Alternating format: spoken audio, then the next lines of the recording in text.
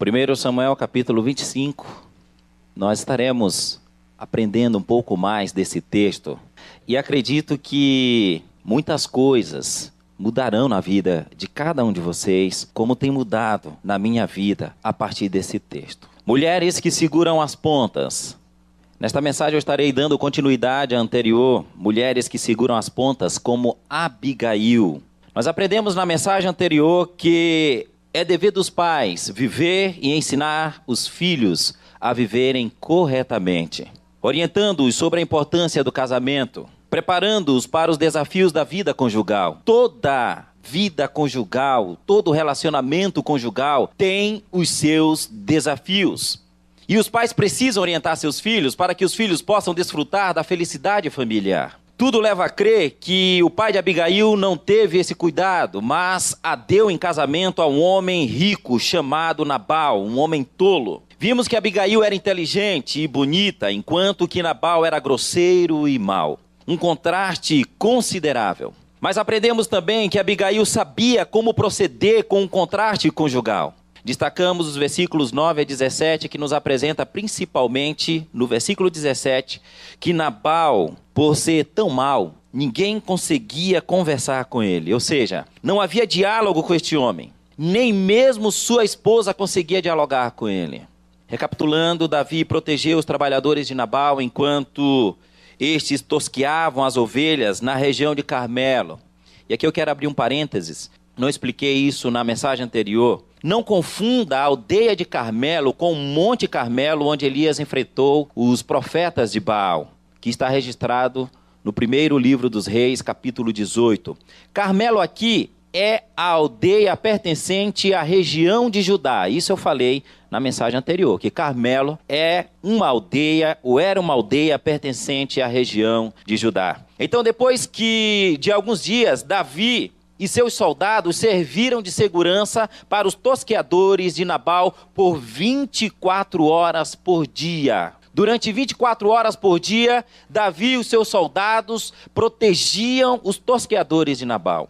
Isso se encontra no versículo 16 deste capítulo. Depois de concluído o trabalho dos funcionários, dos empregados ou dos tosqueadores, eles retornaram para a casa de seu senhor, para a casa de Nabal. Após alguns dias, Davi envia alguns jovens soldados para pedir uma ajuda, qualquer ajuda, para se alimentarem. Mas estes moços foram mal recebidos por Nabal, que enviou uma mensagem de ofensa a Davi, e isso gerou no coração de Davi uma ira tremenda. Então Davi decidiu dar cabo de Nabal e de toda a sua casa, levando consigo 400 homens armados, versículos 12 e 13. Enquanto Davi recebia as más notícias e decidia atacar a casa de Nabal, no versículo 14, diz que um dos empregados de Nabal, que ouviu toda a conversa ali do patrão com os soldados de Davi, ele correu e contou tudo para a patroa, contou tudo para Abigail. Depois que Abigail ouviu toda a história, a toda pressa, diz o versículo 18, ela sai ao encontro de Davi, levando consigo 200 pães, 2 odres de vinho, 5 ovelhas assadas, 5 medidas de trigo tostado, mais ou menos 17 quilos, 100 cachos de passas, 200 pastas de figos. Mulheres que seguram as pontas como Abigail não só sabe como proceder com um contraste conjugal, mas também sabe apaziguar exércitos. Que desespero. Coloque-se no lugar de Abigail. Um homem conhecido por derrotar gigantes. Um homem que sua fama de guerreiro supera a do rei Saul, o atual rei de Israel aqui no contexto. Um homem que sua reputação o precedia. Abigail não o conhecia pessoalmente, mas sabia tudo sobre ele e os seus feitos. Todo o povo da região conhecia muito bem a história de Davi. Todo o povo da região sabia que Davi era aquele homem que derrotou o gigante. Todo o povo da região sabia que Davi, ele era um grande guerreiro. A sua fama o precedia. Agora este homem, com centenas de outros, está marchando para a casa de Abigail. Coloque-se no lugar dela. Davi, com centenas de homens, marchando para a sua casa. O que você faria? E o objetivo dele ali é tirar satisfação porque ele sofreu uma desonra. Ele está com o coração carregado de ira, pronto para tirar a vida de todo aquele que se pusesse no seu caminho. Abigail decidiu encarar o guerreiro Davi.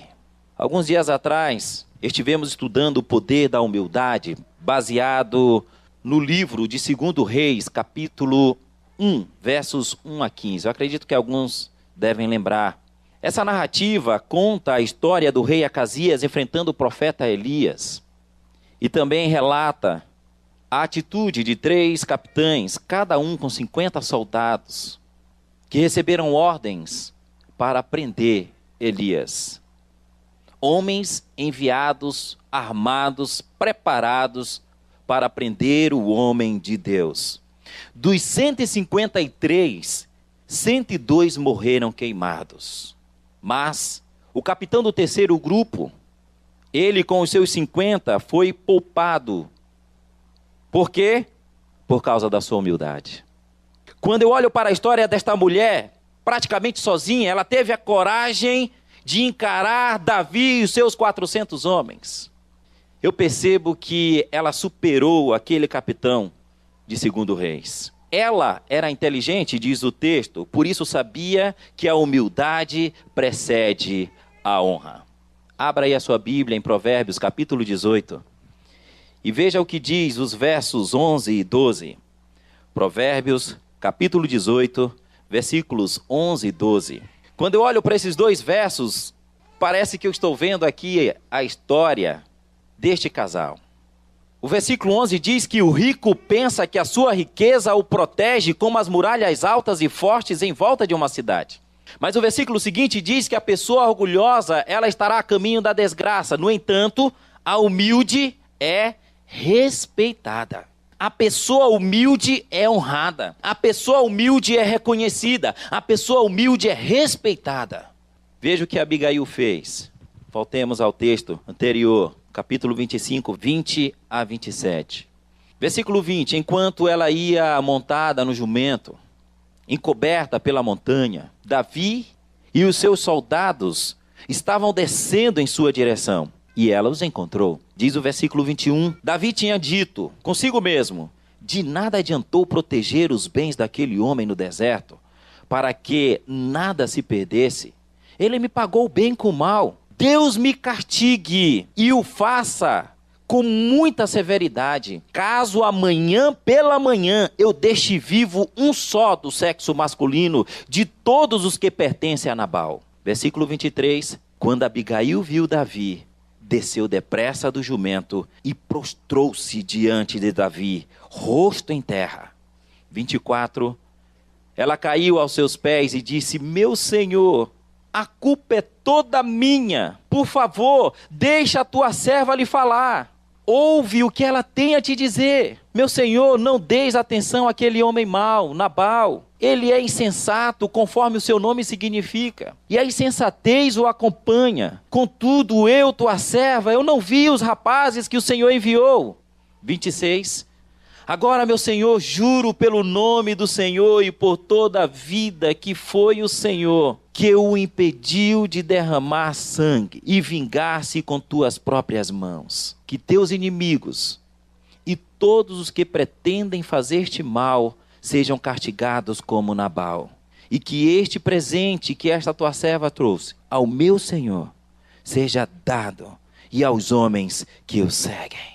Irmãos, não é por acaso que o texto diz que Abigail era inteligente. Essa mulher sabia como combater a ira no coração de alguém. Talvez ela fez um estágio muito bom com seu esposo Nabal, eu não sei. Mas imaginando com os meus botões, eu acredito que ela teve um estágio com Nabal.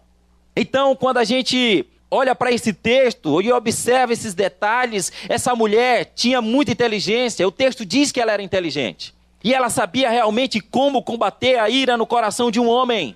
Ela se encontra com Davi e vai direto na ferida do coração de Davi. Ela vai e alcança ali dentro do coração de Davi a ira que está ali dentro do seu coração. Provérbios capítulo 15, versículo 1 diz que a resposta branda desvia o furor, mas a palavra dura suscita a ira.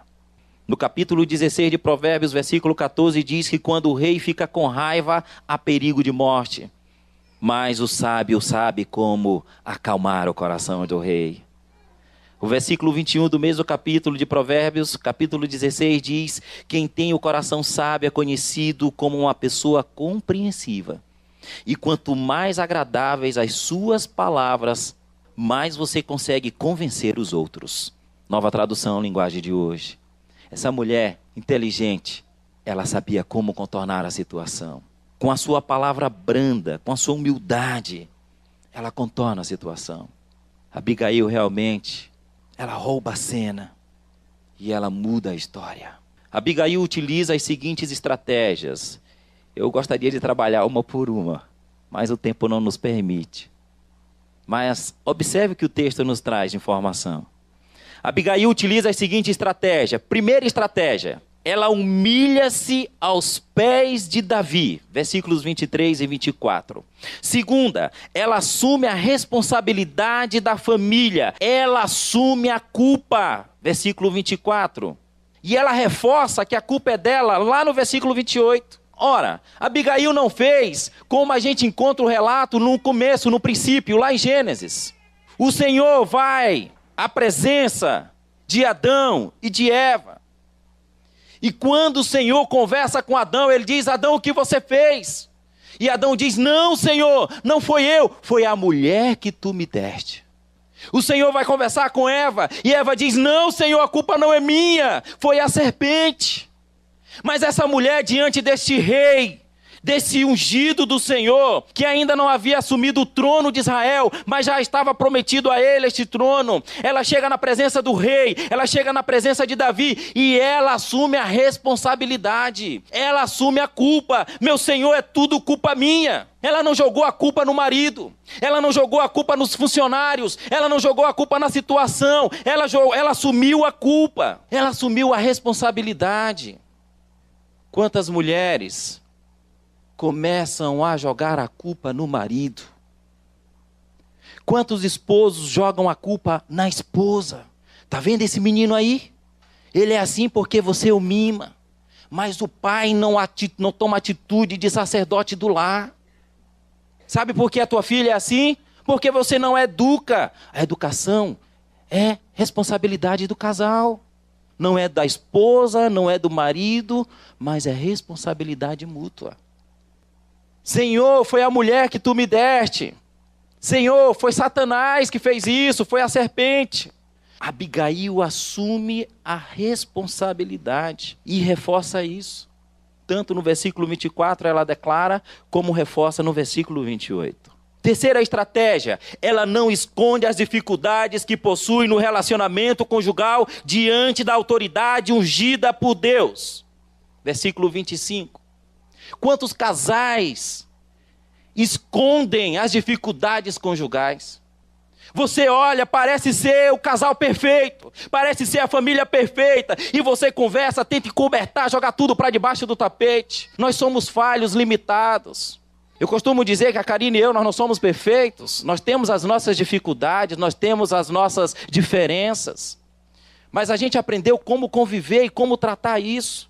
A Bíblia nos ensina isso, o Senhor nos direciona, o Espírito Santo nos capacita para resolver isso. E nós temos um coração ensinável. Quantos casais não têm um coração ensinável? Tem homem que acha que sabe tudo, tudo. A família está indo para o buraco, mas ele sabe resolver. Tem esposa que acha que sabe tudo, tem resposta para tudo na ponta da língua. Quando o filho faz uma pergunta, ela sabe responder. Então sabe também as respostas para solucionar os problemas e os desafios do relacionamento conjugal. Tem homens que sabem muito bem como fazer a manutenção do carro.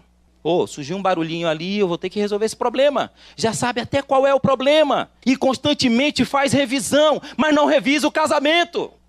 O casamento precisa de uma revisão, mas não se preocupa com isso. O carro é mais importante. Sabe tudo, mas não faz nenhuma revisão no casamento, nenhuma manutenção. Nós precisamos de manutenção. Eu mesmo preciso de manutenção. Meu relacionamento precisa de manutenção. O seu também precisa, meu querido. Como que você entende tão bem como está funcionando o seu carro, mas você não sabe como está funcionando, como está andando o seu casamento? Como está a educação do seu lar, da sua família? Precisa de manutenção. Não pense que você é super-homem, que vai resolver tudo. Não é. E você, mulher, não é super-girl. Todos nós precisamos de ajuda mútua. Precisamos compartilhar uns com os outros e aprender uns com os outros. Somos eternos aprendizes. Nós não temos resposta para tudo. Não temos.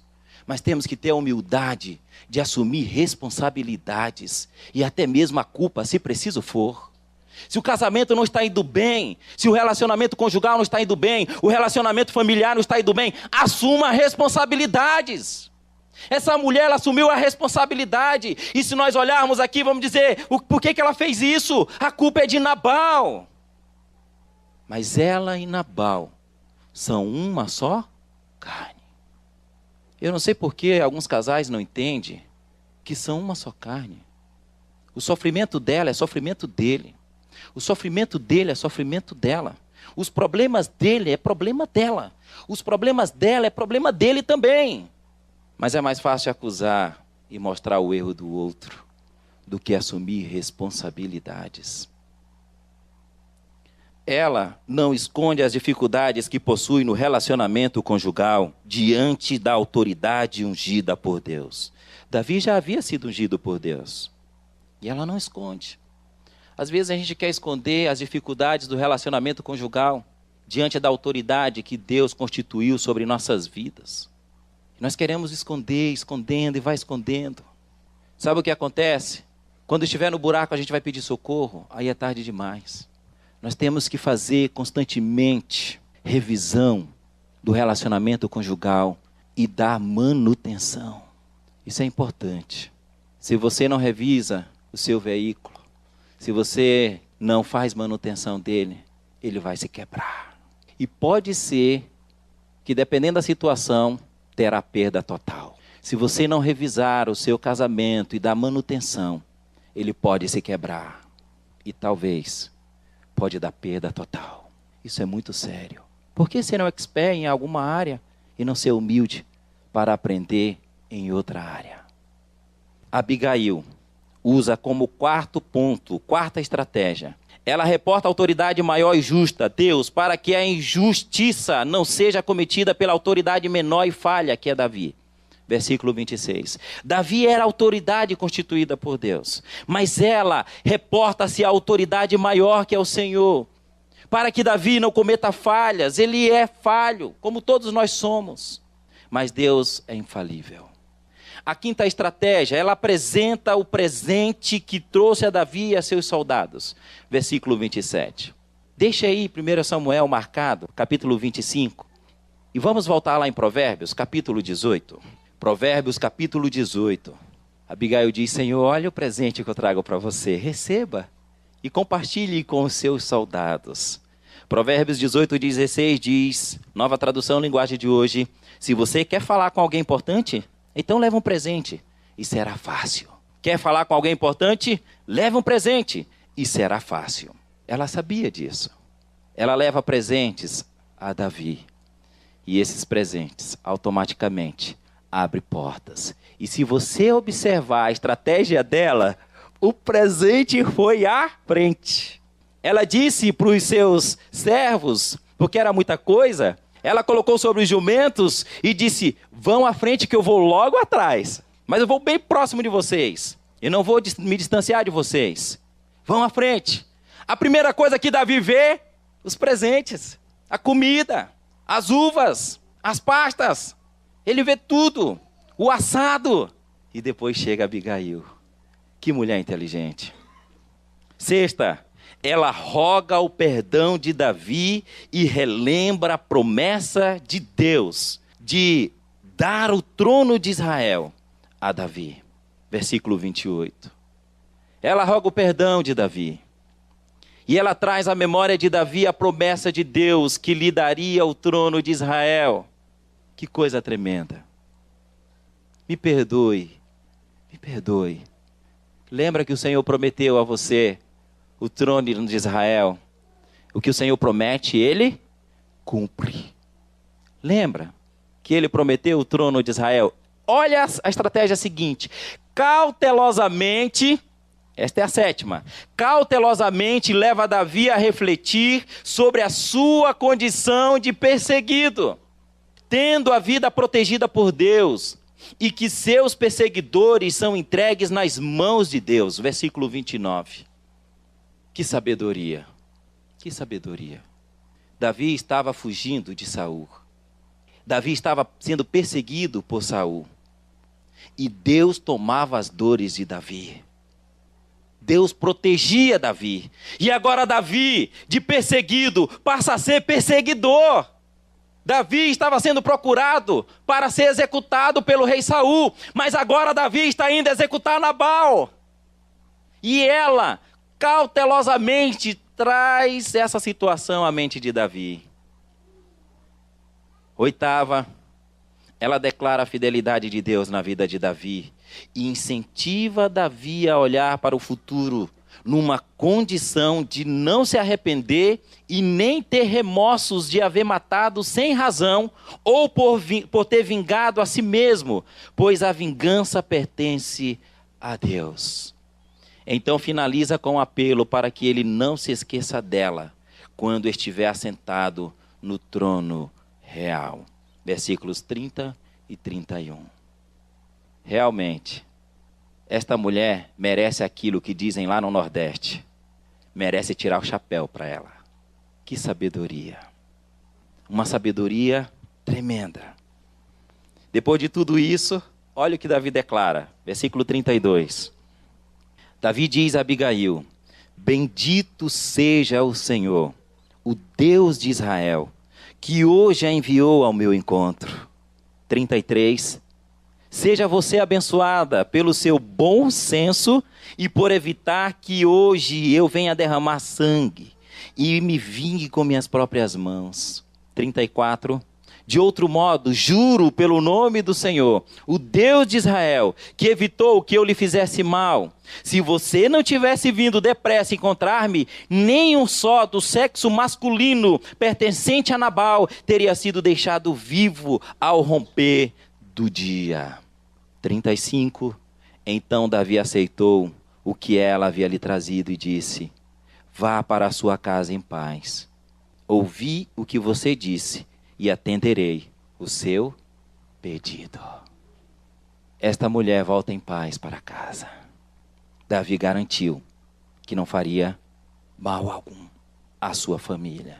Eu fiquei pensando, se Davi chega lá, encontra Nabal do jeito que ele estava, que veremos já já como ele estava, e Abigail se interfere naquela situação, com certeza, com a ira que Davi estava no coração, daria cabo da vida dela.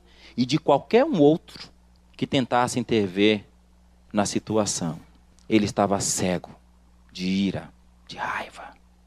Abigail aplaca a ira do coração de Davi e dos seus 400 homens.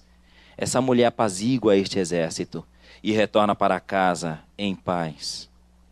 Mas, infelizmente, ao chegar em casa, descobre que Nabal estava dando um banquete, como um banquete de rei. Ele estava alegre e bastante bêbado, e ela nada lhe falou até o amanhecer, versículo 36. Fico pensando nessa situação. Não tem coisa pior para um homem ou para uma mulher do que não ter prazer em voltar para a própria casa. Se você já teve essa experiência ou está passando por essa experiência, você sabe o que eu estou falando. Não tem coisa pior do que não ter prazer de voltar para a própria casa. Essa mulher retorna para casa e encontra o seu esposo numa situação complicadíssima. Ele negou dar uma esmola para Davi, vou colocar assim, e agora ele gasta tudo. Está ali festando, bêbado, parecendo um rei, com tanta coisa que ele está ali colocando à disposição nesta festa. Um banquete de rei. Com certeza o coração desta mulher, neste momento, se entristeceu. Fico tentando me colocar um pouco, tentando entender o que passava assim na mente de Abigail. Chegar em casa e olhar para o marido pensando, ele nem sabe o que eu acabei de resolver. O abacaxi que acabei de descascar. Nesse momento, ele estaria sendo executado por Davi. Mas fui lá e resolvi o problema. Segurei as pontas para a corda não arrebentar. E chega em casa e encontra o esposo desse jeito. Tem muitos homens que não têm prazer de voltar para casa, porque sabe que quando chegar em casa, a discussão será, com certeza, algo que terá que encarar. Algumas esposas não têm prazer de voltar para casa, porque quando chega em casa, o marido, carrancudo, chateado, sabe-se lá, com ou por quê, começará uma discussão. Várias pessoas têm mais de um emprego porque não têm prazer de ficar em casa. Trabalha no turno e no contraturno porque não tem prazer de retornar para casa. Não tem paz em casa. Esta mulher chega em casa e encontra toda essa situação. Como estava o coração dela? Mas, ao invés de ela confrontar o esposo, ela é sábia, ela é inteligente. Ao invés de ela brigar com ele, ela sabe que isso não ia resolver nada. Ela chega e não diz nada para ele. Na manhã seguinte, quando ele não estava mais bêbado, ela lhe conta tudo. Aí ele teve um ataque fulminante e ficou completamente paralisado. Uns 10 dias depois, Deus permite que Nabal morra. Deus permitiu que Nabal morresse. E quando Davi soube da morte de Nabal, ele disse: bendito seja o Senhor, que defendeu a minha causa contra Nabal, por ter me tratado com desprezo. O Senhor impediu seu servo de praticar o mal e fez com que a maldade de Nabal caísse sobre sua própria cabeça. Então Davi enviou uma mensagem a Abigail, pedindo-lhe que se tornasse sua esposa. Davi não se alegrou pela morte de Nabal, mas sim por Deus ter evitado que Davi viesse a cometer o mal, julgando a sua causa própria, tirando a vida de muitas pessoas. Passando algum tempo, Davi poupa a vida de Saul, e Saul se reconcilia com Davi. E Davi passa a morar em Gate, pois o rei de Gate, Aquis, era seu amigo. Então Davi passa a morar em Gate. É claro, Davi leva Abigail com ele. Capítulo 27, versículo 3 de 1 Samuel. Depois de um tempo, Saul se revolta novamente contra Davi e volta a persegui-lo. E Davi vai para Ziclag e fica ali 1 ano e 4 meses. Capítulo 27, versículo 7. O rei Aquis, juntamente com os filisteus, decidiram travar uma batalha no vale de Jezreel. E é justamente quando Davi recebe essa notícia, ele reúne os seus soldados e vai para o vale de Jezreel. O vale de Jezreel fica entre duas regiões, Afeque e Gilboa. Saul fica do lado de Afeque com os seus soldados. Os filisteus com Aquis ficam do lado de Gilboa. E então Davi sai de Ziclag com os seus soldados e une-se a Aquis para a batalha. Mas os filisteus não confiaram em Davi. Lembra que Davi matou o filisteu? Golias? Então os filisteus vê Davi chegando e pensa: o que esse homem está fazendo aqui? E Aquis diz: não, ele veio para nos ajudar. Não, esse homem aí matou Golias. Ele matou um dos nossos. Nós perdemos uma batalha para o povo de Israel por causa deste homem aí. Vamos confiar nele? Nem pensar. Mande-o embora. Faça ele voltar para onde veio. Então, Davi e seus soldados retornam e levam 3 dias de viagem, retornando para Ziclag. Ou seja, Davi ficou cerca de 10 dias fora de Ziclag, tempo suficiente para a cidade ser atacada. Davi retorna e encontra a cidade totalmente queimada. Capítulo 30, leia comigo, versos 1 a 6. Capítulo 30, versículos 1 a 6. Davi leva 3 dias retornando para a cidade. Mais 3 dias para ir já dá 6. 4 dias ele ficou ali preparando os seus soldados para a batalha. Cerca de 10 dias ele ficou fora de Ziclag. Versículo 1. Sucedeu, pois, que chegando Davi e os seus homens ao 3º dia a Ziclag, já os amalequitas tinham dado com ímpeto contra o sul de Ziclag, e esta ferido e queimado. Atacou toda a região sul e atacou também Ziclag. Então os amalequitas queimaram a cidade. Versículo 2. Eles tinham levado cativas mulheres que lá se achavam, porém a ninguém mataram, nem pequenos, nem grandes. Tão somente os levaram consigo e foram seu caminho. Davi e os seus homens vieram à cidade e ei-la queimada. E suas mulheres, seus filhos e suas filhas eram levados cativos. Então Davi e o povo que se achava com ele ergueram a voz e choraram, até não terem mais forças para chorar. Também as 2 mulheres de Davi foram levadas cativas, Ainoã, a Jezreelita, e Abigail, a viúva de Nabal, a Carmelita. Davi muito se angustiou, pois o povo falava em apedrejá-lo, porque todos estavam em amargura, cada um por causa de seus filhos e de suas filhas. Porém Davi se reanimou no Senhor, seu Deus. Eu não vou entrar aqui no contexto dessa vez. A gente sabe que no Antigo Testamento os homens poderiam contrair matrimônio com mais de uma mulher. Jesus explica por que isso aconteceu, mas que não foi permitido por Deus, mas por causa da dureza do coração dos homens. Moisés permitiu isso até da carta de divórcio. E aqui nós encontramos Davi retornando para Ziclag, e Ainoã e Abigail foram levadas cativas, aprisionadas, presas. E esses homens, centenas de homens, começam a chorar. Imagine o chororô, a ponto de não ter mais forças. Quando se vê um homem chorando, isso comove qualquer um. Qualquer pessoa, todos se comovem ao ver um homem chorar. Agora imagine centenas de homens chorando, a ponto de não ter mais forças. Mas entre os cativos havia Abigail.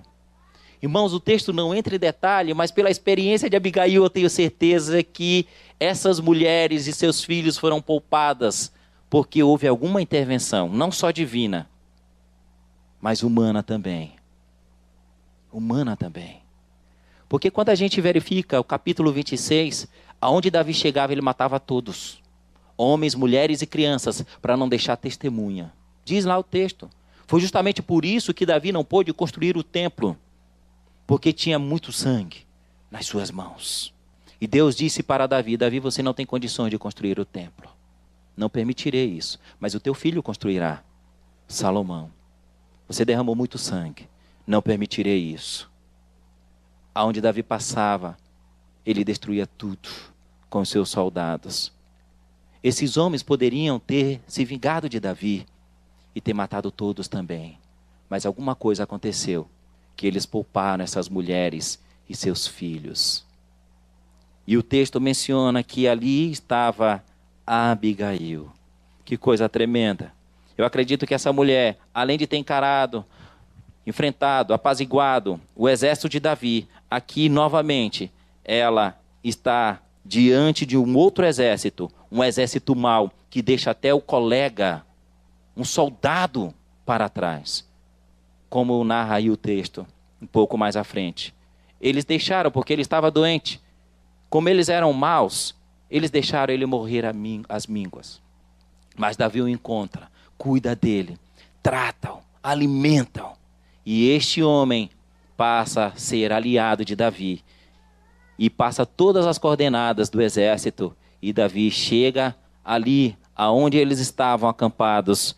E, de acordo com o texto, Davi resgata as esposas, as mulheres e as crianças dos seus soldados também. Depois de um tempo, nós encontramos Saul se revoltando novamente com Davi. E é interessante observar que Davi sempre tem compaixão na questão de Saul. Davi retorna e encontra a cidade totalmente queimada. Ele chora, ele vai lá, resgata Abigail.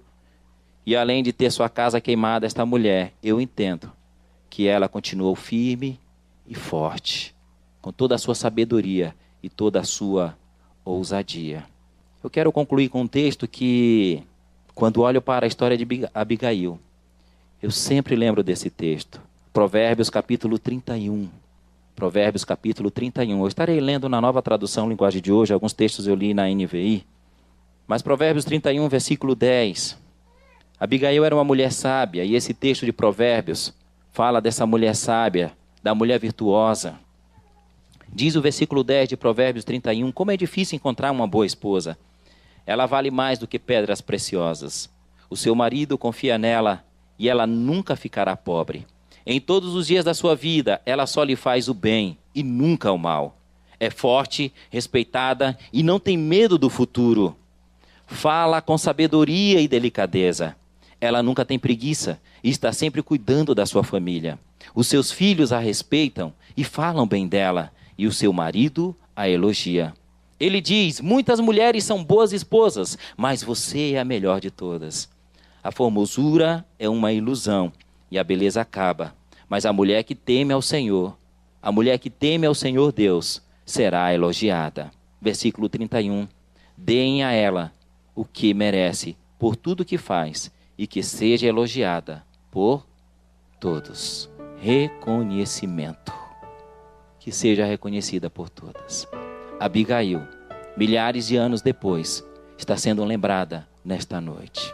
Está sendo reconhecida e elogiada. A mulher sábia, com certeza, tem o seu reconhecimento. Você, mulher, que tem segurado as pontas. Você, mulher, que tem buscado a sabedoria de Deus para tentar resolver os conflitos familiares, seja eles relacional, financeiro ou espiritualmente. Saiba que o Senhor reconhece os seus esforços e um dia Ele te elogiará publicamente. Se teu esposo não reconhece, teus filhos não reconhecem, saiba que Deus reconhece. Seja uma mulher inteligente, seja uma mulher sábia como Abigail. Busque sempre a direção de Deus e confie na ação de Deus. Não tenha medo do futuro, porque Deus tem o controle nas suas mãos. Amém? Gostaria que você, mulher, e você, marido, pudesse nesse momento fazer uma análise da sua vida. Diante de tudo que você ouviu, como está o seu relacionamento conjugal? Como está o relacionamento familiar? Você tem dado manutenção? Você tem dado manutenção ao casamento, à vida familiar? Você tem feito revisões no seu casamento? Como está? Você tem trabalhado preventivamente ou não? Prevenir é melhor do que remediar. Então por que remediar se você pode prevenir? Saiba que o Senhor tem prazer em proporcionar felicidade no seu lar, na sua casa. Você filho, você filha, que não tem tido o prazer de retornar para casa, saiba que o Senhor pode mudar esse quadro. Peça a direção de Deus. Pergunte, Senhor, onde está a situação? Onde está o problema? Revela-me, para que eu possa dar manutenção nesta área e poder desfrutar da felicidade familiar, poder ter um bom convívio, um bom relacionamento com meu pai, com a minha mãe. E você, marido, um bom relacionamento com a sua esposa. Você, esposa, um bom relacionamento com seu marido. Deus tem prazer em proporcionar a felicidade do lar. Mas isso só acontecerá se você permitir a ação de Deus na vida familiar. Volto a lembrar, Salmos 127:1, que se o Senhor não edificar a casa, em vão trabalhos que edificam. Inútil será levantar cedo e comer o pão de dores que com dificuldade grajeaste ou ganhaste. Porque o Senhor supre os seus servos, os seus filhos, até mesmo enquanto dormem. Os filhos são herança do Senhor, o fruto do ventre, o seu galardão. Então coloque diante de Deus a sua família, apresente a sua família diante de Deus. Consagre o seu lar ao Senhor, consagre a sua vida ao Senhor. Faça como Josué, declare: eu e a minha casa serviremos ao Senhor. Porque decidi isso. Vocês podem escolher o que quiserem, mas eu e a minha casa serviremos ao Senhor. Existem áreas na sua família que precisam ser tratadas? Na sua vida, na vida do cônjuge, na vida dos filhos, ou na vida dos seus pais? Em nome de Jesus, assuma responsabilidades. Faça como Abigail. Assuma isso diante do Senhor e deixe o Senhor direcionar a sua vida. E você poder ouvir o que Abigail ouviu de Davi: volte em paz para a sua casa. Nenhum mal te acontecerá, eu garanto. O Senhor dos senhores, Rei dos reis, quer dizer isso a você nessa noite. Se você confiar a vida da sua família nas mãos dele, ele quer declarar a você: meu filho, minha filha, volte em paz para a sua casa, para o seu lar. Nenhum mal te alcançará, porque eu estou contigo. Quer fazer isso? Não lute contra aquilo que o Espírito Santo está ministrando no seu coração. Confie no que o Senhor está falando a ti. Porque a palavra de Deus nos garante que o Espírito diz à igreja. Então quem tem ouvidos ouça o que o Espírito diz à igreja. Ouça a voz do Espírito Santo.